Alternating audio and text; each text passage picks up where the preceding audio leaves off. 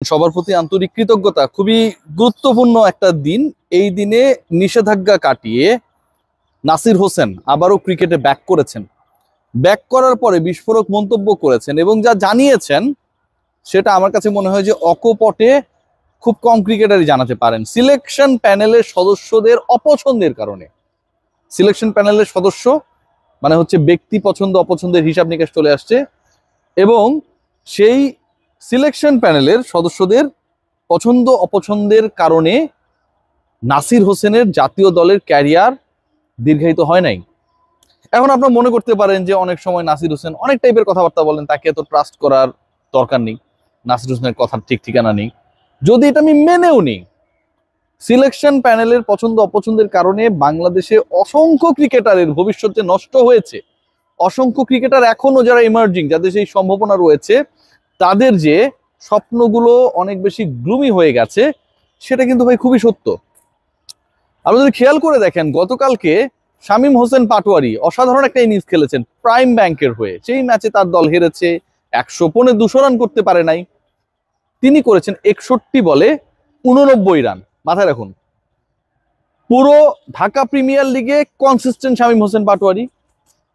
National টিমের হয়ে, national টিমের লাল সবুজের জার্সিতে তিনি কনসিস্টেন্ট, কিন্তু এই শামীম হোসেন পাটোয়ারিকে শুধুমাত্র লাইক করেন না, পছন্দ করেন না, ভালো লাগে না, অথবা জায়গা মতো ওয়াইলিং করতে পারেন না দেখে তিনি জাতীয় দলের ক্রিকেটারদের যে কেন্দ্র চুক্তিতে রাখা হয়েছে সেখানটায় তিনি নেই।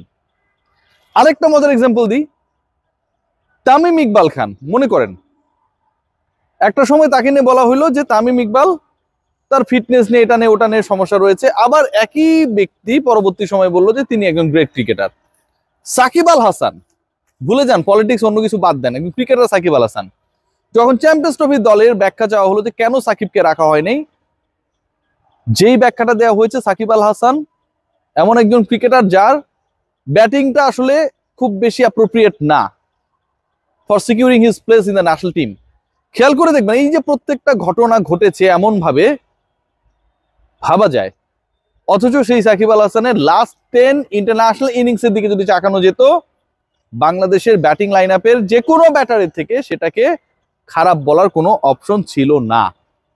সো এই ঘটনাগুলো ঘটেছে, এই ঘটনাগুলো ঘটছে, নাসির হোসেনের ক্ষেত্রে ঘটেছে, ইমরুল কায়েসের ক্ষেত্রে ঘটেছে, বর্তমানে শামীম হোসেন পাটোয়ারির ক্ষেত্রে ঘটেছে, ঘটছে পারভেজ হোসেন ইমনকে ব্যাকআপ ওপেনার হিসেবে পাঠানো হয়েছিল চ্যাম্পিয়ন্স ট্রফিতে, কিন্তু শুধুমাত্র মুশফিকুর রহিমকে বলা যাবে না, সাহস নেই যে আপনি খেলতে পারবেন কি পারবেন না সেই কথাটা, এবং সেই কারণে ব্যাকআপ ওপেনার, অন্য ওপেনার ফেইল করার পরেও সেখানটায় জায়গা পান না, জাস্ট ট্যুর করে ঘুরে আসেন, নাম্বার 3 আমার ওপেনিং ব্যাটার হয়ে যায়। এই যে ঘটনাগুলো বাংলাদেশে ঘটেছে, এগুলো নিয়ে কেউ কথা বলে না। মিনাজুল আবেদিন নান্নুরা পালিয়ে যেত, আর এখনকার সিলেকশন প্যানেলের সদস্যদের আমরা পাই না। বিকেএসপিতে রমজান মাসে কজন কতবার খেলা দেখার জন্য গেছে, এটার কোনো প্রপার এভিডেন্স কেউ দিতে পারবে না। এবং যারা গেছে তারাও বলবে না ভাই বুক ফুলিয়ে। কেন বলবে না জানেন? তারা এত কমবার গেছে, এটা আসলে বলার মতো কোনো সংখ্যা না। বাংলাদেশের ক্রিকেট দলকে, ক্রিকেটারদেরকে খুঁজে বের করা, সাপোর্ট করা, প্রমোট করা, সবকিছুতে কিন্তু একটা ন্যাশনাল সিলেকশন প্যানেলের বড় রোল রয়েছে। বর্তমান বিসিবি প্রেসিডেন্ট ফারুক আহমেদ এক সময় চিফ সিলেক্টরের দায়িত্ব পালন করেছেন, 2 দফায় পালন করেছেন, সাকসেসফুলি পালন করেছেন। এখনো বাংলাদেশের সেরা চিফ সিলেক্টর কে বলা হলে ফারুক আহমেদের নাম চোখ বন্ধ করে আসে। কিন্তু তারপরেও তো এই ঘটনা ঘটছে। আশরাফ হোসেন লিপুরা চোখে দেখেন না শামীম হোসেন পাটোয়ারিদের পারফরম্যান্স। কোন একটা ম্যাচে 30-35 রান করেছে 17 বলে, এটুকুই দেখেন ক্রিকইনফোর স্কোর কার্ডে। হয়তো কোন সিচুয়েশনে করেছেন, কিভাবে করেছেন, কাদের এগেনস্টে করেছেন, বাংলাদেশ সেটা থেকে কতটুকু ফল লাভ করেছে, এই হিসাবগুলো আমরা করি না। সাকিব আল হাসানকে নিয়ে যদি পলিটিক্যাল ইস্যুর কারণে বিসিবি তাকে ক্যারি করতে না পারে, স্টেটমেন্টটা সেভাবেই দেন। ব্যাটসম্যান সাকিব আল হাসানকে বাংলাদেশ ক্যারি করতে পারবে না, চায় না, এরকম বোগাস তথ্য কেন দেন ভাই? বাংলাদেশের ইতিহাসে সেরা 4-5 জন ব্যাটারের একজন তো সাকিব আল হাসান। সংক্রামক রোগে আসলে ভুগছে বাংলাদেশ দল, বাংলাদেশ সিলেকশন প্যানেল। এই অ্যাডমিনিস্ট্রেটিভ জায়গায় যারা যান, তারা একটা সময় যখন তারা এই জায়গাটা ছেড়ে টক শোতে যাবেন, গেস্ট হবেন, তখন কিন্তু তারা বলবেন, যে কথাগুলো বলবেন সেগুলো তারা তাদের সময়ের ওই কার্যপ্রণালীর মধ্যে অ্যাপ্লাই করেন নাই। এত কিছুর মধ্যেও সুখবর, লিটন কুমার দাস এবং ঋষাদ এই দুজন পিএসএল খেলতে যাচ্ছেন। 11 তারিখ থেকে শুরু হতে যাচ্ছে। করাচি কিংসের হয়ে লিটন খেলবেন এবং আমি এক্সপেক্ট করব লিটন কুমার দাস এত ভালো পারফর্ম করবেন যে বাংলাদেশের ক্রিকেটাররা যে এরকম গ্লোবালি রিকগনাইজ ফ্র্যাঞ্চাইজি টুর্নামেন্টে গিয়ে ডমিনেট করতে পারে সেটা যেন আমরা দেখতে পারি।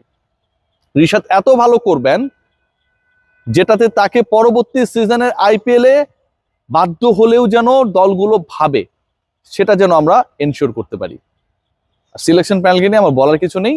নাসির হোসেন যেটা বলেছেন তার ক্যারিয়ার সিলেকশন প্যানেলের একপাক্ষিক দৃষ্টিভঙ্গির কারণে দীর্ঘায়িত হয় নাই, এটা ভাই অস্বীকার করার কোনো সুযোগ নাই। অসংখ্য ক্রিকেটার লোডিং যারা তাদের ক্যারিয়ারের শেষ বেলায় গিয়ে হয়তো একই প্রশ্ন তুলবেন এখন যারা রয়েছেন তাদের ব্যাপারে। সবাই ভালো থাকবেন।